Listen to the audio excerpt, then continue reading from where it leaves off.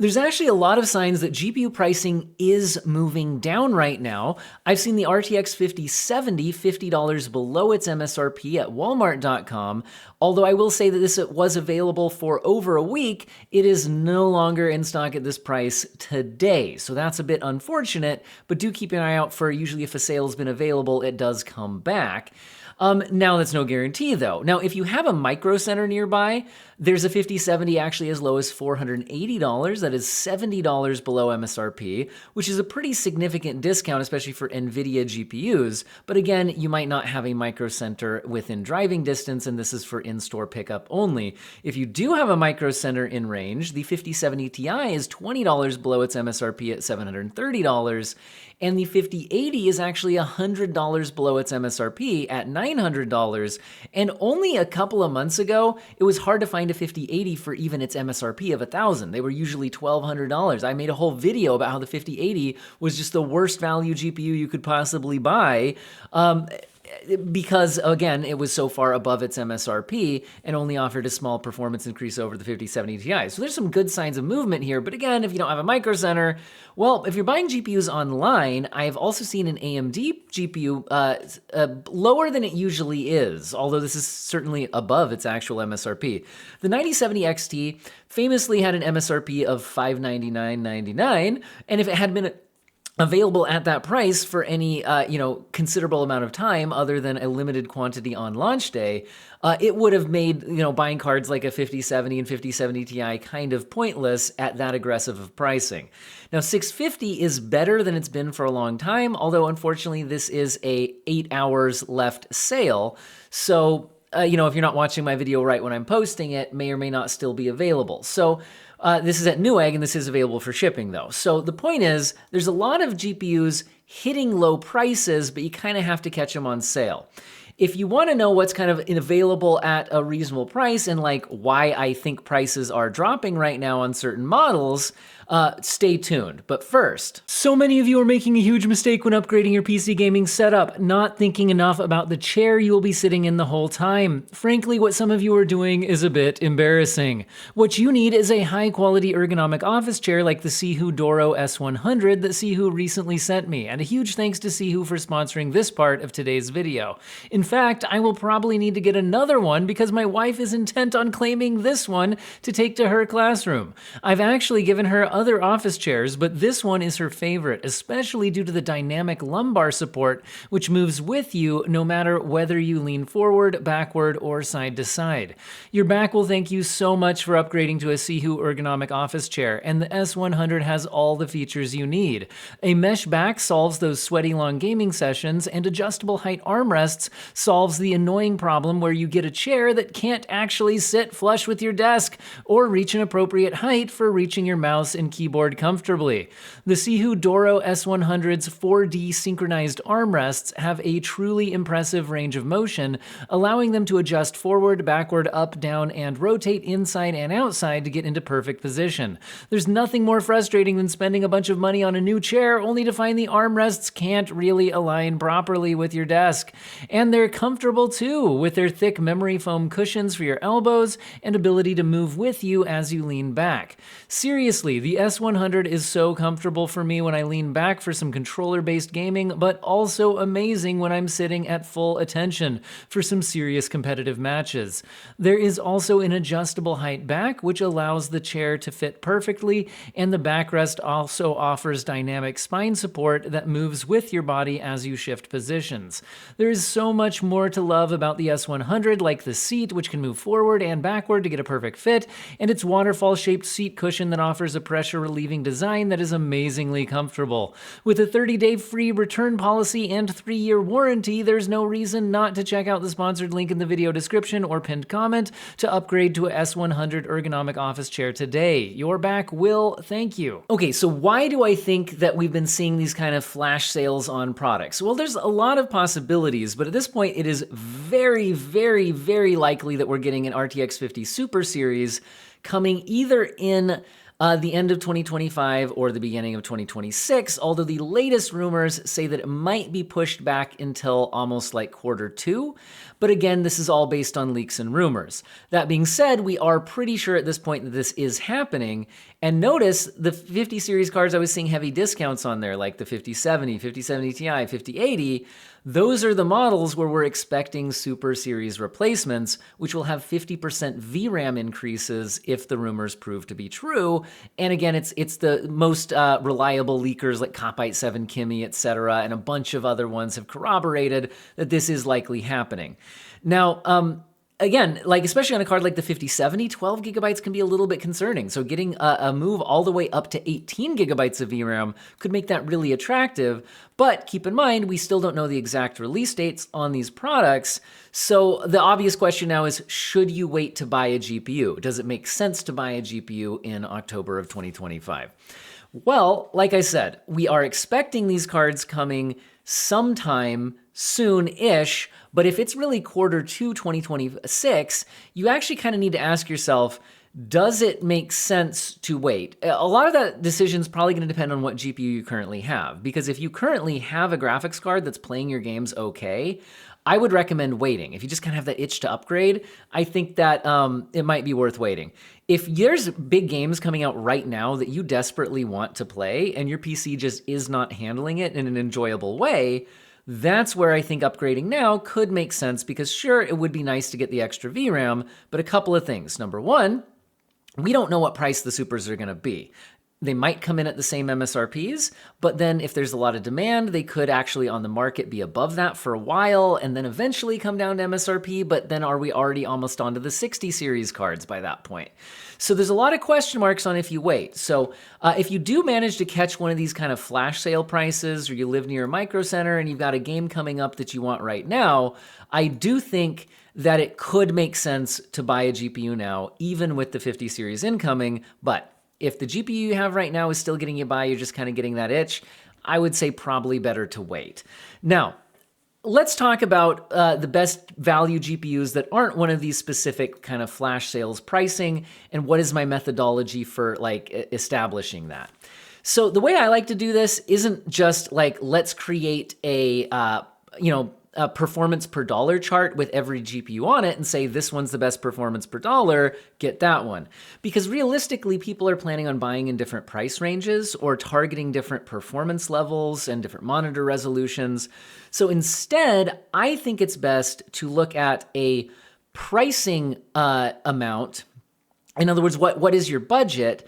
And then look at what are the GPU options in that range and which one do I recommend getting, if any. So for example, right now there's a lot of that competition around that kind of 5070 type pricing. The RTX 5070 is MSRP of $550. Like I said, if you're currently near a micro center, $480, pretty interesting. And online, like I said, I've seen pricing as low as $500. But right now, if I was buying today, $543 is the lowest price I can find. So now you would ask yourself, what are the GPUs similar in price to this? And does it make sense to get one of those instead, right? So the AMD competition is the 9070. The 9070 comes in at $600, which is above its MSRP. And I haven't really seen it going below this, which means that you're spending an extra about $50 or about 10% of the price to get the 9070. Now, what do you get for that extra $50? Well, the main obvious difference is 16 gigabytes of VRAM instead of 12 on the 5070. Now, is 12 gigabytes of VRAM enough in 2025? This is a big question. Well, my answer is if you're playing like max settings at 4K, then you will spill over 12 gigabytes at times. And that could be kind of annoying, but you can turn down settings and make it work. But I'll also say that really, if you're playing at max settings at 4K, a 5070 is not really the GPU for you. You're going to be turning down settings anyway. So at 1440p, which I think is a more realistic target, 12 gigabytes gets by most of the time just fine, but we are finding games on the borderline when you're playing at max settings, where the 5070 with some upscaling, DLSS 4 looks pretty good, is kind of on that borderline. So I really think that it's when we get the next console generation that we're going to start seeing game design targets move up to targeting higher amounts of VRAM, because the new console generation will have higher amounts of VRAM. So when are we getting that? Maybe 2027, 2028. It's hard to say for sure. The console's life cycle might get extended due to the fact that the silicon pricing is not dropping the way it used to. So maybe they'll have to kind of delay a bit. So it's hard to say. So I would say if you're buying a 5070 for the next 2 or 3 years, you're probably not going to have a big problem. But after 2 or 3 years, whenever the next console generation launches, you're probably going to wish you had 16, but you'll be able to tweak settings to make it work. That's kind of, I think, the realistic take on 12 gigabytes of VRAM. Now, the 9070 is also about 10% faster. Cost about 10% more money, so they offer about the same performance per dollar. The 9070 has more VRAM. That being said, the Nvidia GPU has a better upscaler that's available in more games, and has multi-frame generation instead of not, has reflex, which is available in more games to improve responsiveness compared to anti-lag 2, which is the AMD equivalent. And in general, Nvidia gets more features sooner. AMD tends to be kind of playing catch up. So there's some value in that ecosystem that Nvidia has, and I don't think that should be ignored. So anyway, the other thing that we can look at here, if you're around this kind of $500 to $600 pricing, is what if you spent less? I mean, if you spent less, you could get a 5060 Ti 16 gigabyte, which is a 16 gigabyte Nvidia card, and that's $430. Well, I mean, you could consider doing that, but there is a pretty big performance difference. Like if I could pull up my own testing. I could also pull up like Tech PowerUp's relative performance chart, which tends to line up pretty closely to my testing results. They have the 5070 as about 30-ish% faster than the 5060 Ti 16 gigabyte. Now, that means that you're spending, let's look at the value proposition. So we can look at a performance per dollar thing here.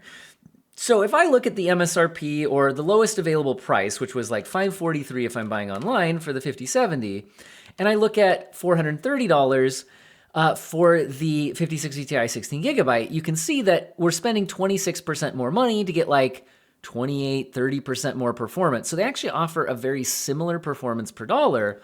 Although if you can find if you got like that Micro Center deal, where you can get a 5070 at like $470 or whatever it is right now, it's absolutely no brainer that that's offering the better deal, right? Like 9% more money for like 30% more performance.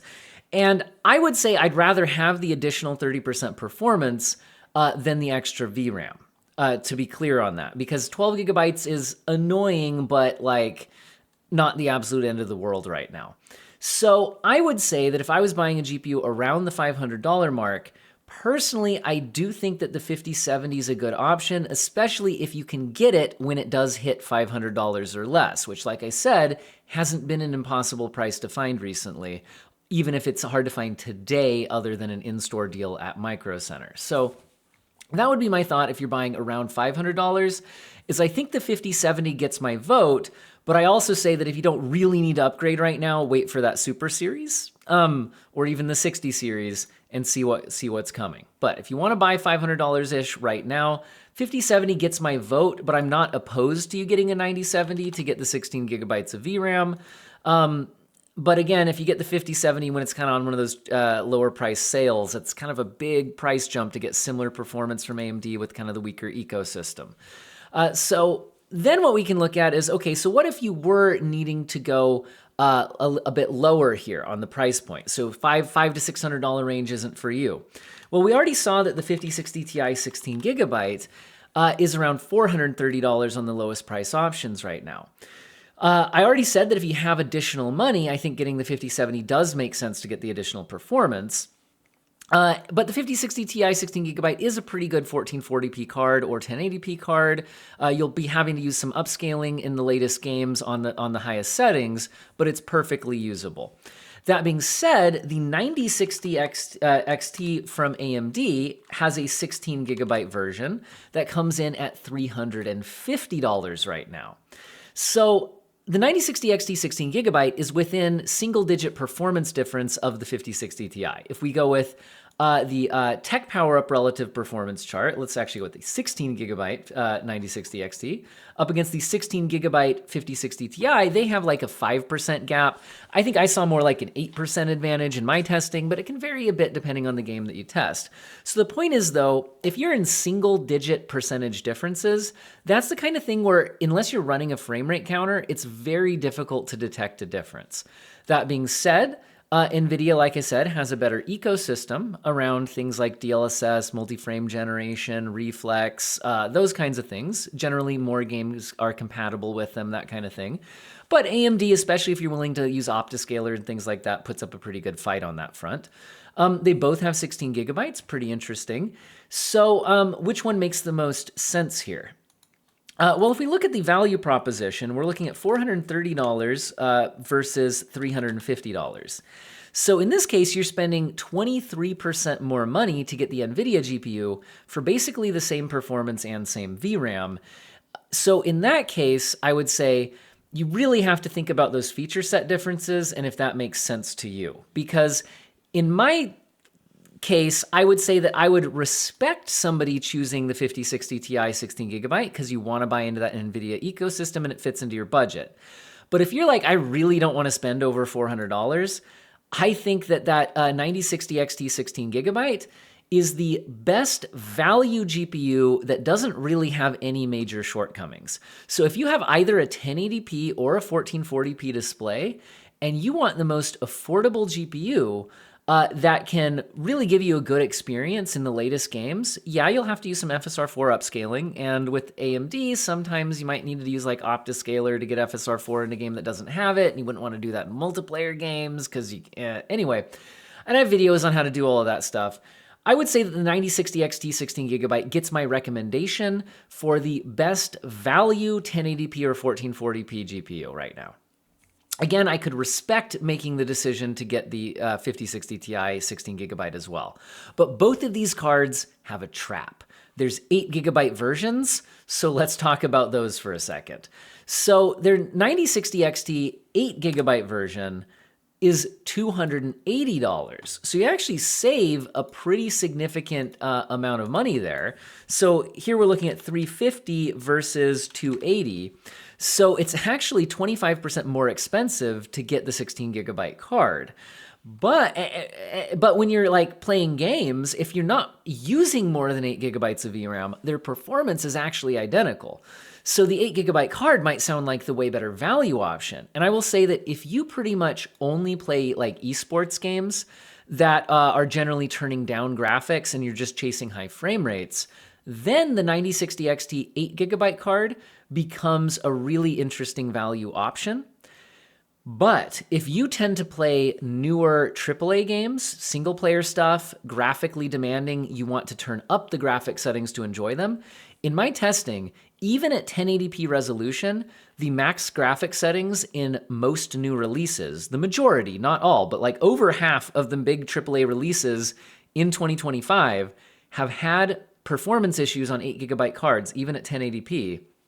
And the 9060 XT is powerful enough to run games at those settings, but not if you only have 8 gigabytes of VRAM. So this is where the use case that you plan to do makes a big deal. Because if you play a lot of AAA single player stuff, I just don't recommend buying an 8 gigabyte GPU unless you're on the most extreme budget. Otherwise, I do think it makes more sense to buy the $350 16 gigabyte version. If you're just playing older games or esports games and you intend to continue to do that, then the value proposition of the 8 gigabyte card makes some sense. Now, what about the 8 gigabyte 5060 Ti? The 8 gigabyte 5060 Ti is available as low as $350, making it exactly the same price as the 9060 XT 16 gigabyte. And they have about the same performance when not VRAM limited, but the 16 gigabyte card doesn't get VRAM limited when the 8GB does, and like I said, in a lot of games that's happening right now. So please do not buy the 5060 Ti 8GB for any reason. It is just a mistake. If you want to buy a $350 graphics card, buy the 9060 XT 16GB. If you don't care about having 16GB, then get the 9060 XT 8GB and save yourself a bunch of money on the 8GB card if all you're chasing is games that you are confident are going to be okay on 8GB. So don't buy a 5060 Ti 8GB, please. Anyway, now, let's talk about, okay, are we sure the 9060 XT 8GB version is the best, like, lower budget range GPU right now for value? Well, what is it up against? From the Nvidia side of things, it's kind of split between a 5050 and a 5060 in price point. The RTX 5050 costs $250. That's its MSRP, and I haven't seen it below that. So we're talking a $30 difference. That is not a massive difference to get the 9060 XT, and it is so much faster. If we set the 5050 as the baseline on the relative performance chart here, you can see that the 9060 XT 8GB version is over 30% faster. In my testing, I had it closer to 40% faster. I think Hardware Unboxed looked at these recently and has them, around 30% faster. So you're getting like 30% more performance, and they're both 8GB cards. I say get the 9060 XT 8GB for that. Now, there's also the 5060 to talk about, though, in this same kind of price point. The 5060 is still around its MSRP of $300. So you'd be spending more money and still only getting 8GB of VRAM when compared to the 9060 XT 8GB version. And so, what do I make of that? Well, the 5060 is not as fast as the 9060 XT 8GB. The 9060 XT 8GB is a bit faster, not like crazy faster, but it is faster. And it costs less, and they both have 8GB of VRAM. So with that in mind, I would recommend the 9060 XT 8GB version if you have to buy a card under $300. Now, some of you are screaming at the screen right now, what about Intel? What about the Arc B580? So let's take a look at the B580. So the B580 is currently available at $250 and is a 12GB graphics card. Also, Hardware Unboxed, just in the last couple of days, did recent testing to test out the CPU driver overhead issues on the Arc GPUs and noticed improvements, but only in specific games. So it was very clear that the CPU overhead issues are certainly still a problem in general, but they are individually looking at games where issues have been pointed out in benchmarking videos and targeting those with driver updates to improve them. So the situation is better, but still not perfect. Meaning, if you're on a lower end CPU and you buy an Arc B580, you could potentially become CPU limited at a lower frame rate than you would on an AMD or Nvidia GPU counterpart. That being said, you get 12GB of VRAM. Where are we at performance-wise? Again, if we use the Tech Power Up relative performance chart, they have it neck and neck with the RTX 5050, like a little bit faster, but it does have more VRAM and it's at the same price. Kind of interesting if it was up against the 5050, which it is, but it's also up against the 9060 XT, which is like 30% faster. Has less VRAM though. You gotta pick your priorities here. While having more VRAM is nice, I will also say that Arc GPUs still are more prone to having particular issues with games. I still test them out when new games come out. I still usually have a good time, but occasionally don't, and those occasions are more frequent than they are on AMD and Nvidia right now. So I would say I'd rather have the extra 30% performance at about the same price with less VRAM with the 9060 XT 8GB than the additional VRAM, but I will throw in this as an honorable mention option, but I will also say, check, if you're on an older motherboard platform or something, make sure that your motherboard can support resizable bar. Because Arc GPUs do not work without resizable bar. You have to have resizable bar, okay? So double check on your motherboard that you might need to do a BIOS update or something, but make sure that it's available for your motherboard. Resizable bar is mandatory. So basically what I'm getting at is at the lower end of the new GPU price range, the Arc B580 is worth an honorable mention if you're willing to go that route, and just be aware that there's still some more headaches with Intel GPUs than there are with AMD and Nvidia in particular games. But it's not a bad option if you want that additional VRAM. But my recommendation under $300 is the 9060 XT 8GB if you have to buy a GPU under $300. My actual recommendation is the 9060 XT 16GB if you want the first GPU that I don't think has a major issue. Okay, that's what I actually recommend. Now, what if you actually are going up in price range beyond that kind of $500-ish range? So that's where we get into cards like the 5070 Ti. So the 5070 Ti, currently available online at $750. Like I said, you can occasionally at like Micro Center in store get it like $730. But what is its competition? And is it worth spending the additional money over the baseline 5070? I mean, that's worth looking into. There is a pretty big performance difference between the 5070 and the 5070 Ti. So if I look at the 5070, and then I look at the 5070 Ti, we're talking about 30% again. Like you can see that 30% tends to be kind of, coming up a lot here, right? 30% is a noticeable performance difference. Like even if you're not running a frame rate counter, you can notice it. So it has noticeably more performance, and it also has 16 gigabytes of VRAM, which mostly solves your VRAM related concerns. So is it worth spending more money on a 5070 Ti compared to a 5070? Yes, if it fits your budget. But is the 5070 Ti the best choice in that range? Well, the competition is really the 9070 XT version, which, like I said, is available as low as $670 right now. Now, like I said, that's kind of like, I've even seen flash sale pricing, which is only available for a few more hours, at $650. Now, let's take a look at that. These GPUs get very similar raw performance. The only place you'll notice a real performance difference that you could actually notice without running a frame rate counter is in path tracing, like extremely heavy ray tracing. In lighter ray tracing workloads, and by lighter, I mean even like RT Ultra and Cyberpunk, just not the RT Overdrive mode, they actually even have pretty similar ray tracing performance. Their performance differential, some people have them exactly the same, some people have one of them 2 or 3% faster than the other, depending on which games you test, which driver versions. So really, it's like they're the same performance if you're not running a frame rate counter. You won't be able to tell the difference. They have the same VRAM capacity. In path tracing, you will notice the 5070 Ti is faster. If you like multi-frame generation, it has that. 9070 XT doesn't. And if you're going to be using upscaling in general, which I think most new games are kind of built around it, unfortunately, it's nice that DLSS is more widely available than FSR4. Although FSR4 isn't in a terrible state, and it's been getting better.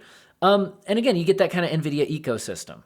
So if they were priced the same, I would say get the 5070 Ti. Same-ish performance, better at path tracing, better overall ecosystem and feature set. But they're not currently priced exactly the same. Like I said, the lowest prices I could find online today are $750 versus $650. So in that case, you're spending 15% more money to get the Nvidia GPU that has about the same performance, a little better path tracing performance, and a better ecosystem. I think that is a reasonable decision to make. If $650, though, is absolutely the top of your price range, and like trying to spend an extra $100 is literally like breaking you, then do I think that spending $650, saving $100 to get the 9070 XT is a bad decision? Absolutely not. But the closer they get, $100 is kind of where I can feel like recommending either GPU. So if this 9070 XT goes back closer to $700, I'm like, really, if you're already spending $700, just spend $750 and get the better ecosystem and better path tracing performance. At $100 difference, if $100 is something that's actually significant to you, which for a lot of people it is, I could definitely respect saving the money and getting the 9070 XT, and this is the best place AMD has ever been in terms of being close to Nvidia's ecosystem, at least since things like DLSS and ray tracing came out. Where FSR 4 is a very strong competitor with DLSS 4, it doesn't look quite as good. It's not available in quite as many games. There's still not the multi-frame generation. You still don't have like a ray reconstruction denoiser. And this kind of performance to your path tracing performance is relevant. But so is saving $100. So I'm going to give a bit of a split recommendation here. I think it's a respectable choice to go either way. But I do think that if 750 is in your budget, the 5070 Ti is the better card, and 15% more money for all of that feature set advantage is reasonable to spend. Now, past this point, AMD doesn't offer anything higher end in their current generation. And cards from the previous generation, like the 7900 XTX, are only a little bit faster in raw performance and worse at ray tracing and don't have FSR 4 support without like modding in an Int 8 version, which will probably come out officially at some point, but isn't quite as good image quality wise. Anyway, the point is, really, if you're going past this point, you're looking at NVIDIA options. So the question is just, do they make sense? So the only thing above this point is a 5080 and a 5090. So the 5080 online pricing, $1,000. Versus $750 on the 5070 Ti. Now, does that make sense? Well, if the 5070 Ti is the baseline, the 5080 is like 15% faster. 15% faster is maybe noticeable without running a frame rate counter, but not like a lot. Like, I want to make sure we understand what 15% faster is. If you're playing at 50 FPS and you get a 15% increase, you're now playing at 57.5 FPS. So it's not even the difference between 50 FPS and 60 FPS. I just want to make sure we understand that, right? This is not a crazy performance difference here. Now, how much more money is it? Well, we're talking $1,000 versus $750. That is 33% more money. So you're spending 33% more money for 15% more performance. So the 5080 is certainly worse value. So the only thing I'm going to say is that if you have $1,000 in your budget and the rest of your PC doesn't have anything else you could upgrade for the extra $250 that would give you more than a 15% performance increase, and you want to spend this much money and it's not irresponsible to do so, then you could buy a 5080. It's probably a better value decision. I mean, it's definitely a better value decision to save the money and just stick to the 5070 Ti. They have the same amount of VRAM, the same feature set. But if you have more money, an extra $250 additional to spend on your PC, and you're already at like the highest end gaming CPU, then where else are you going to spend the money to actually increase performance? On the GPU, and the 5080 will do that, but it's definitely diminishing returns. And the 5090 is extremely diminishing returns. These are still $2,400. Now, that being said, the 5090 doubles your VRAM up to 32 gigabytes, and your performance increase is pretty significant as well. If we look at a 5070 Ti versus a 5090, we're talking like 75% more performance. That's not double, but it's not too far off from double. And if we set the 5080 as the baseline, we're talking over 50% better performance, which is very noticeable. 50% performance increase, let's talk about that a little bit. So if you're at 40 FPS, which a lot of people on PC would deem as basically unplayable, and you get a 50% performance increase, that does get you to 60 FPS. Or if you're already at 60 FPS, which a lot of people on PC would deem as playable, but I'd rather have like 90 FPS, this gets you to 90 FPS. So this takes a lot of those really demanding path tracing situations, 4K especially, and actually gets you a meaningful performance increase. So with that in mind, I think that the 5090 is terrible value, but it does just give you a different level of performance that nothing else offers. But please don't go into crazy credit card debt or something to get one. That's not a responsible decision. You can enjoy any game out there on a 5070 Ti, even at 4K. You don't have to play at max settings at native resolution. DLSS performance at 4K on a 5070 Ti will max out just about any game at an acceptable frame rate. Then you can kick on some frame gen once you're at an acceptable frame rate, and I think you'll have a pretty good time. In the latest path tracing games, the 5090 will have a better time at 4K. Okay? It'll also probably last longer. 32 gigabytes of VRAM, all of that. So I'm not saying don't buy a 5090. I'm saying it's bad value, and only buy it if you can responsibly spend over $2,000 on a graphics card without upsetting your finances. Don't miss a rent payment. Don't go into credit card debt. Okay. All right. This was a pretty long video. I try to explain everything pretty carefully. Let's summarize. If you have unlimited budget, does it make sense to buy a 5090? Actually, yes, because it does give you just a different level of performance. But the high-end GPU that actually makes sense from a value proposition is the 5070 Ti.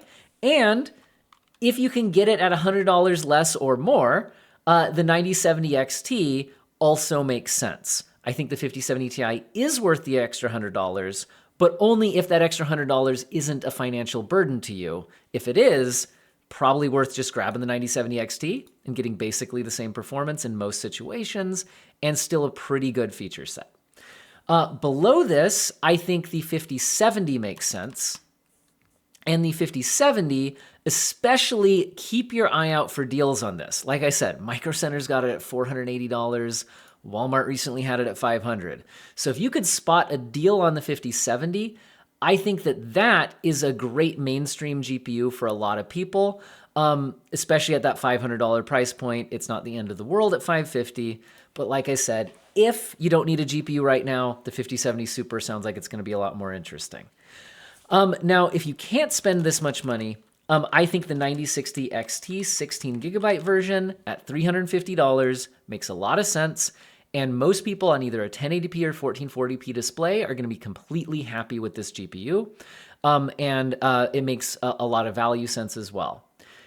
If you can't spend this much money, that's where you can consider the 8 gigabyte cards like the 9060 XT 8 gigabyte, which is my recommendation under $300, with the caveat that if you play newer games, you should just save up more money for a GPU with more VRAM. I'm sorry that that's what the situation is right now, but that is what the situation is. If you want more VRAM at this kind of price point, you could go with the B580 from Intel, but like I said, it is less raw performance at a similar price. And Intel GPUs still aren't quite in the same place from a CPU performance standpoint, from like assuming every game is just going to work standpoint, and absolutely make certain you have resizable bar support. Okay, that's the summary of the GPUs today. If you like GPU roundups like this, I do one every month, sometimes in slightly different formats and all that, but expect an updated GPU pricing and buying guide. And all that. Do keep in mind that we probably got Black Friday coming up, in a month or so, but, not that we probably do. We do. Will there be good GPU deals? Not always. So if you've been wondering, should you hold out for Black Friday? I mean, maybe. But like I said, the super cards could be interesting, but if you need something right now, there's some good options out there. I hope all of you have an excellent day.